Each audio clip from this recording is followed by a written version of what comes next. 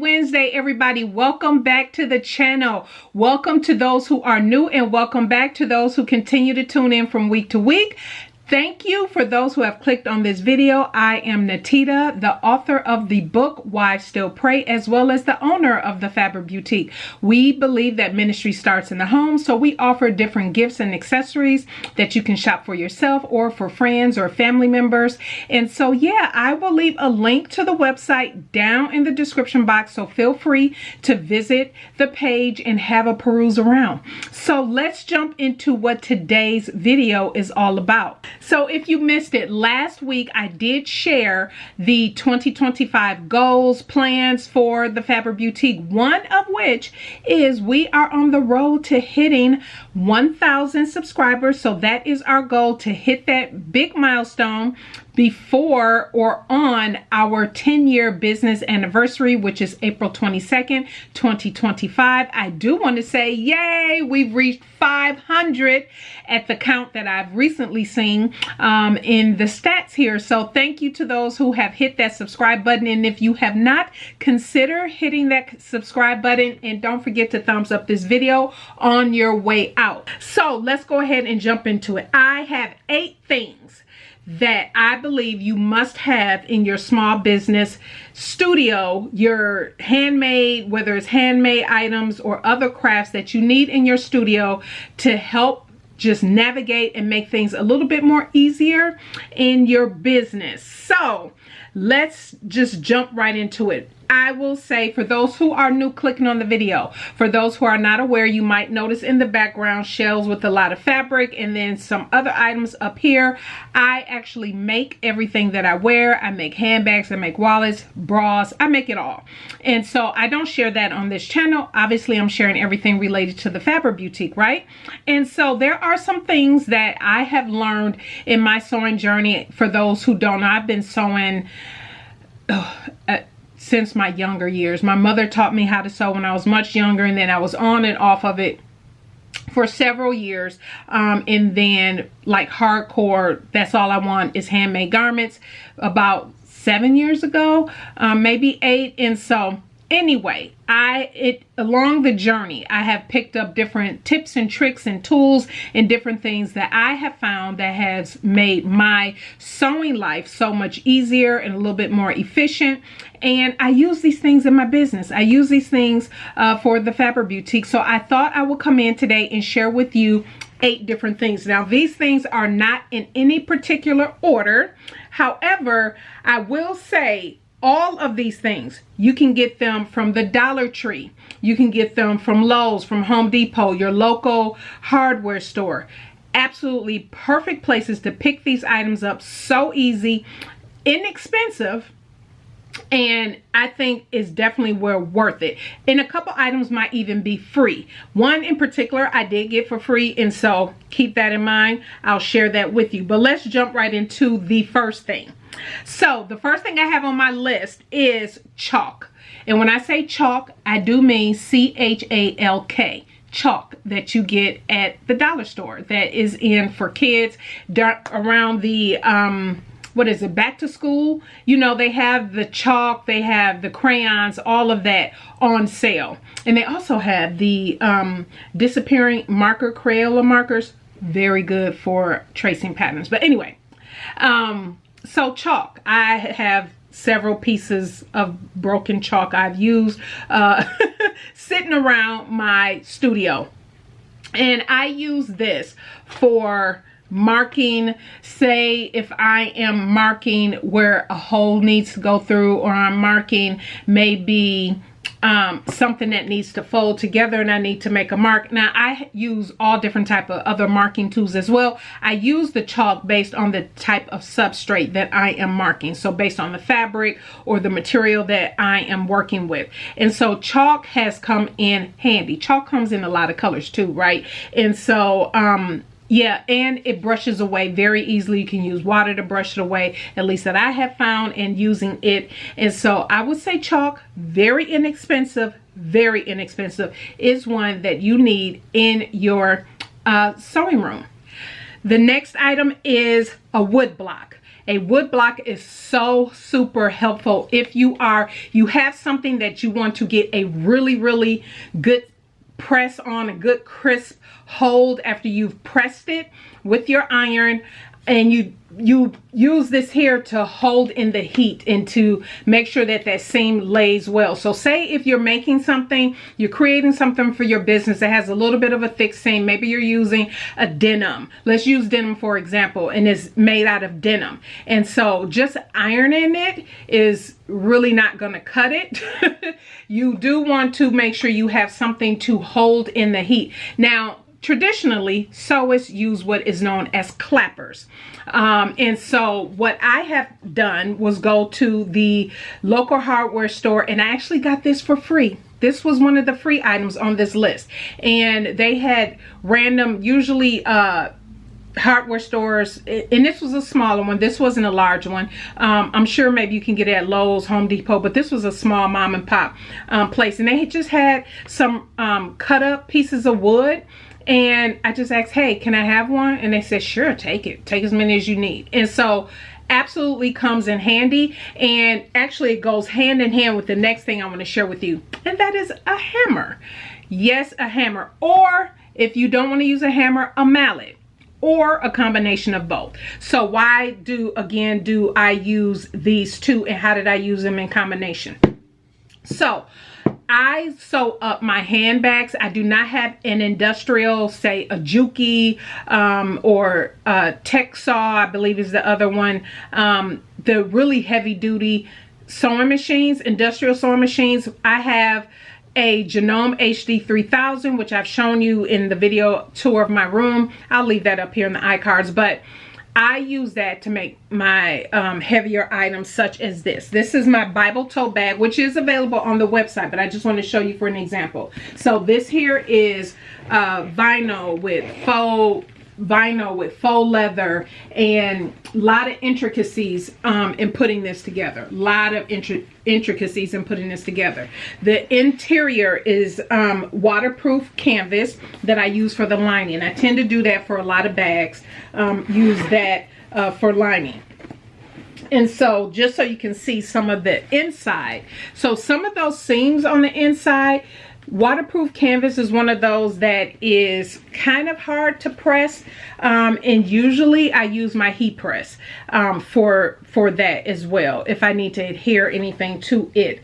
But what I have found is for some of those thicker areas, like this strap is pretty thick, and some of the thicker areas that need to be sewn together, I would hammer those in place. Yes, on my Genome HD 3000, I do use my walking foot for those thicker areas, but I use the hammer to kind of hammer it in place. If I'm using my iron and not my heat press for certain seams, I would, use this to make sure that the substrate soaks in the steam from the iron. Might do a little hammering. Of course, I'm using my walking foot, and it just makes the process so much easier when I'm sewing, and I'm not struggling breaking a needle. Depending on the type of machine you have, sometimes you run into that where you're like, okay, the walking foot is helping but not enough. What else can I do? Here are a couple things you can do. Use the hammer, use this. It should help you out. So the hammer was number 3, I'm sorry. Number 4, Dollar Tree placemats. Easy placemats. And so placemats come in different colors. So Dollar Tree, depending on the color, it really doesn't matter, because I'm gonna tell you what you're gonna use it for. It just depends on your preference. You see how malleable this is. You use your non-fabric scissors, so your craft scissors. So definitely sidebar, have separate scissors for separate projects. You have fabric scissors. You have if you're cutting heavyweight denim, something like that, have a separate shears for those. Also, if you're cutting vinyl, faux leather, have a separate set of scissors for those. Yes, and then have a separate set of scissors to cut something like this. Just some regular craft scissors. What would you use this for? if you saw my video on book sleeves, I gave a lot of tips, sewing tips in that video. I'll link to it up in the iCard. I had mentioned make templates. If you're a handmade business and you are sewing items and you have maybe a certain product that you know that you're going to continue to make, and you have the size down, you know pretty much everything that you need to make, instead of remeasuring all of the time or using paper, go get you some of this. And then all you have to do is measure on this and cut it. And then this becomes your template. It's nice and sturdy. It's something that you have in your stash that you can easily utilize for future, and is not a waste, that much of a waste. Obviously, you are paying for this. And if at some point you need to change up your template, do something different, it's easy, it's very inexpensive to replace this, right? And so, and it's much more sturdy than just paper. You can also use cardstock as well. I use cardstock a lot because I have a lot of it, and so I tend to just reach for that to kind of get through that, because I used it for my book sleeves as well. But this here is something that's also very, very good. Now, number 5. And I couldn't find mine, but I'm gonna pop up a picture. Washers from the hardware store. This is to operate like a pattern weight. So you're cutting things out, cutting out your fabric and whatnot, instead of, you know, sometimes having your hand down. You can almost shift a little bit if your hand is down on the item and you're trying to cut. If you have pattern weights, and there are so many pattern weights on the market. I have several different types of pattern weights. But say you want to go the really inexpensive route, buy their washers. I'll pop up a picture here from Lowe's, Home Depot, your local hardware store. You can even glue a couple of those together. Use the E6000, the glue. Glue a couple together and wrap them in fabric. That's a good way to use your fabric scraps, but wrap them in fabric. And then you have some pretty pattern weights, right? Or you don't have to wrap them. You can just use the pattern weights as is, the washers as is, and just have those as pattern weights. Next is a magnetic holder. Now this is something you can get from the hardware store. I'm just going to show this. Hopefully it'll zoom in for you. So this is how it looks. And you can paint it, do whatever you want to it, and you can add a magnet on the bottom. But these usually come in a silver color, silverish color, and yeah, you can spray paint it, do whatever you like, have magnets on it, because you can put your pins. You can put your pins in there. Yeah, and you can just go around your room and kind of swipe and just pick up the pins that way. All right, the final 2 items. Also, maybe definitely untraditional in many senses. Hair clips, and I'll pop up a video here for you, a cutout. But hair clips, I use these. I have Wonder clips, I have pins, I have the larger Wonder clips that quilters would normally use, but these, as you can tell, they just open like this. You know what a hair clip looks like. Again, Dollar Tree, real cheap at the store. What I have found is when I am making something, say I am quilting something, and sometimes, as you all know, when you use Wonder clips, they can pop, and it just doesn't open. The spring isn't wide enough for you to put your materials in there. So when I tell you, these babies, these hair clips, again, cheap, inexpensive from the store, have been a lifesaver. And the wonderful thing I like too, as you're sewing, it's easy just to swipe like this as you're sewing to, as you're going through your machine, you're going through your project. And so real easy to use and utilize. And I mean, come on, a hair clip, who would have thought? But anyway, again, these are all things I have learned to use, and that I have seen tips and tricks on over the years of sewing. The next thing and the final item are binder clips. Yes, literally binder clips.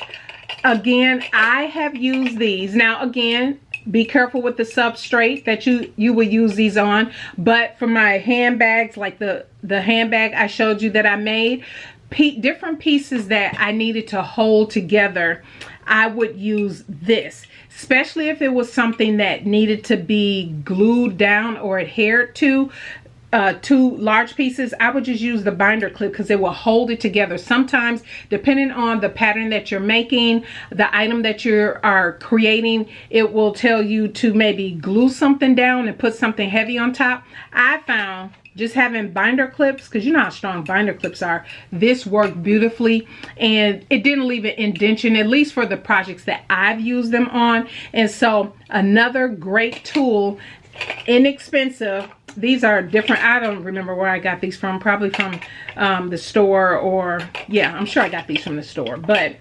inexpensive. Super inexpensive. I'm sure you can probably find them on Amazon as well. So these are some unconventional items that you may not have thought of to use for your handmade business that will make things a little bit easier for you.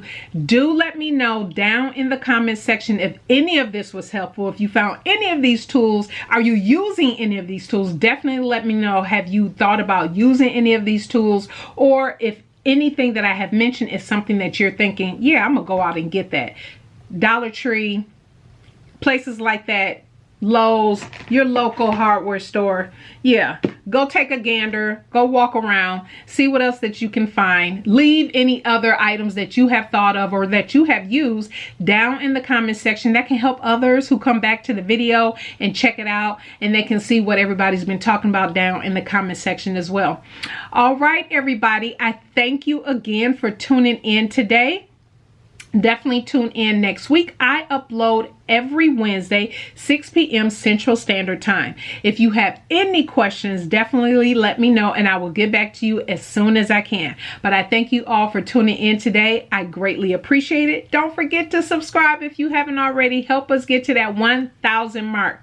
I thank you, everybody, again. You all have a blessed rest of your week, and we'll see you next Wednesday.